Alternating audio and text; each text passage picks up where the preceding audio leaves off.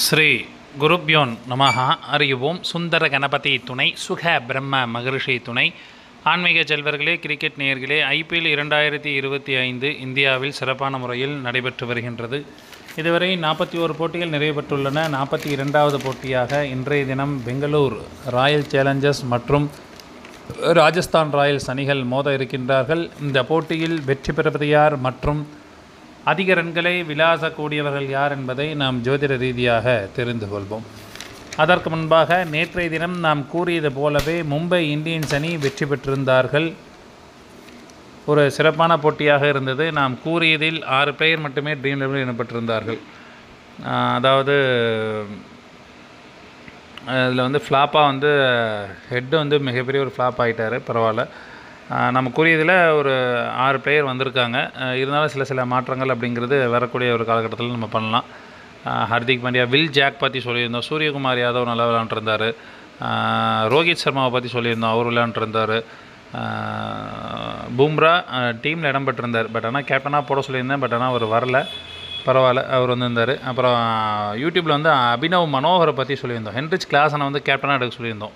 மிகப்பெரிய ஒரு ப்ளஸ் என்னென்னா கிளாசனை கேப்டனாக எடுக்க சொல்லியிருந்தோம். அபினவ் மனோகர் பற்றி சொல்லியிருந்தோம். ஸோ அவரெல்லாம் ஒரு சிறப்பான போட்டியாக நேற்றைய தினம் இருந்தது. இன்றைய தினம் எடுத்துக்கொண்டேயானால் ராயல் சேலஞ்சர்ஸ் பெங்களூர் மற்றும் ராஜஸ்தான் ராயல்ஸ் அணிகள், அதாவது சொந்த மண்ணில் இது வரைக்கும் 3 தோல்வியை RCB பெற்றுள்ளார்கள். ஜெயிப்பாங்களா அப்படிங்கிறத வீடியோ கடைசியில் நம்ம கண்டிப்பாக தெரிஞ்சுக்கலாம்.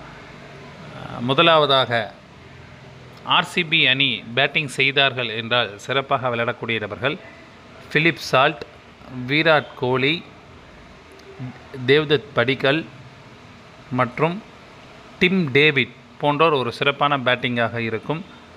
இதில் கேப்டன் மற்றும் வைஸ் கேப்டனாக சால்ட் அல்லது டேவிட்டை கூட நீங்கள் தேர்ந்தெடுத்துக் கொள்ளலாம். விராட் கோலியை நம்ம டாஸ் போட்டதுக்கு பிறகு அவரை நம்ம டெலகிராமில் அவரை பற்றி நம்ம சொல்லுவோம். இருந்தாலும் டீமில் எடுத்துக்கலாம். பிலிப் சால்ட், விராட் கோலி, தேவ்தத் படிக்கல், டிம் டேவிட் போன்றோர் ஒரு சிறப்பான பேட்டிங்காக இருக்கும். இன்றைக்கி ஜிதேஷ் சர்மா முன்னாடி வந்தார் அப்படின்னா, அதாவது ஃபஸ்ட் டவுனோ இல்லை செகண்ட் டவுனோ படிட்டாருக்கு முன்னாடி வந்தார், ஜிதேஷ் சர்மா முன்னாடி வந்தார் அப்படின்னா கண்டிப்பாக அவர் ரன் அடிக்கக்கூடிய அமைப்பு அப்படிங்கிறது உண்டு. ஸோ ஒரு ஆப்ஷனெல்லாம் நீங்கள் எடுத்துங்க. அடுத்து RCB அணி முதலாவது பந்து வீசினார் என்றார் விக்கெட்டுகளை வீழ்த்தக்கூடிய நபர்கள் புவனேஸ்வர் குமார், ஹேசல்வுட், யாஸ் தயால் போன்றோர் விக்கெட்டுகளை வீழ்த்துவார்கள். இதில் புவனேஸ்வர் குமார் அல்லது ஹேசல்வுட்டை கேப்டன் அல்லது வைஸ் கேப்டனாக தேர்ந்தெடுத்துக் கொள்ளலாம்.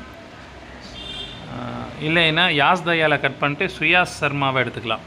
மன்னிக்கவும், புவனேஸ்வர் குமார், ஹேசல்வுட், சுயாஸ் சர்மா போன்றோர் விக்கெட்டுகளை வீழ்த்துவார்கள்.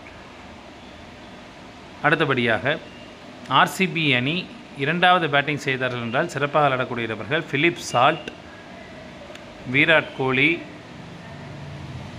படிக்கல், ஜிதேஷ் சர்மா போன்றோர் ஒரு சிறப்பான பேட்டிங்காக இருக்கும். இதில் கேப்டன் மற்றும் வைஸ் கேப்டனாக சால்ட் அல்லது படிக்கலை தேர்ந்தெடுத்துக் கொள்ளலாம். RCB அணி இரண்டாவது பந்து வீசினார் என்றால் விக்கெட்டுகளை வீழ்த்தக்கூடிய நபர்கள் புவனேஸ்வர் குமார்,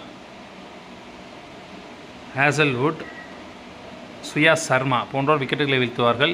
நீங்கள் புவனேஸ்வர் குமாரை ஃபஸ்ட் இன்னிங்ஸ் ஆகட்டும் செகண்ட் இன்னிங்ஸ் ஆகட்டும் கேப்டன் வைஸ் கேப்டனாக ட்ரை பண்ணலாம். சுயாஸ் சர்மாவை கூட கேப்டன் வைஸ் கேப்டனாக ட்ரை பண்ணி பார்க்கலாம் ரெண்டாவது பந்து போடும்போது. அடுத்து RR அணி முதலில் பேட்டிங் செய்தார்கள் என்றால் சிறப்பாக விளையாடக்கூடிய நபர்கள்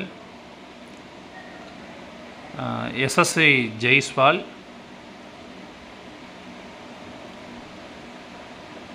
மற்றும் நிதிஷ் ராணா,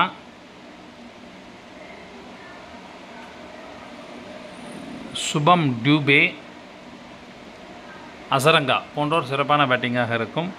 இதில் கேப்டன் மற்றும் வைஸ் கேப்டனாக SSV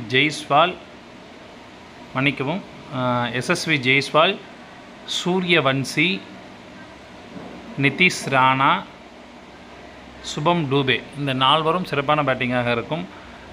சூரியவன்சி நல்லா விளையாடக்கூடிய அமைப்பு அப்படிங்கிறது உண்டு. ராணாவை கேப்டனாக நீங்கள் ட்ரை பண்ணி பார்க்கலாம். நிதிஷ் ராணா அவர்களை கேப்டனாக ட்ரை பண்ணி பார்க்கலாம். RR அணி முதலாவது பந்து வீசினார் என்றால் விக்கெட்டுகளை வீழ்த்தக்கூடிய நபர்கள் சந்தீப் சர்மா,